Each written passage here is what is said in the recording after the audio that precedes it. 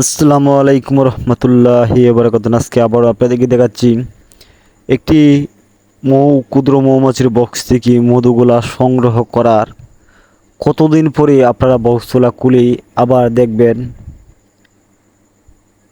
দেখার কারণ হলো, দেখেন, আমি বক্সটি, এটি হলো আমার একটি হানি চেম্বার এবং গ্রুপ চেম্বারের একটি ডাবল বক্স।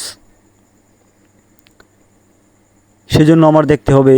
দেখেন, আমি এই বক্সের মধুগুলা আপনাদেরকে আগে দেখিয়েছিলাম, আমি কেটে খুলেছিলাম।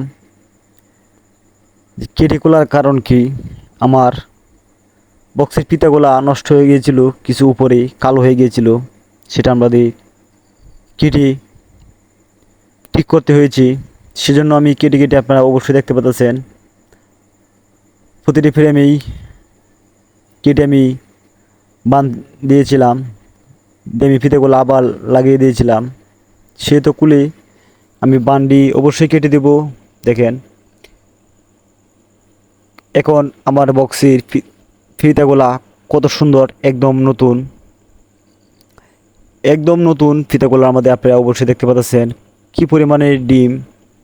যখন নতুন ফিতাগুলা বক্সে হবে, প্রচুর পরিমাণ ডিম রানী দিয়ে থাকি। সেজন্য আমার বক্সটির ফ্রেমগুলা কাটা, কারণ যেহেতু ফিতাগুলা কালো হয়ে গিয়েছিল, সেই কালো ফিতার মাঝে রানীটা কাজ করবে খুবই অস্থির।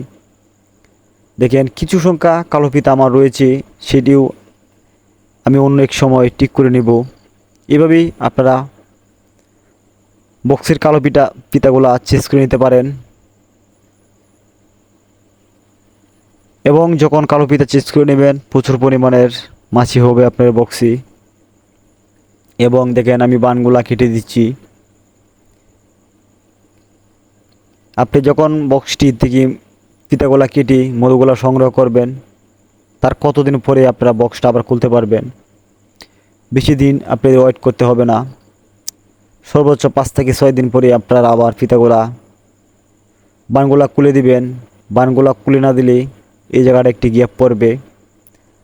আর দু বানগুলা খুলে দেন, তাহলে ফিতাগুলা আবার সরে হয়ে যাবে।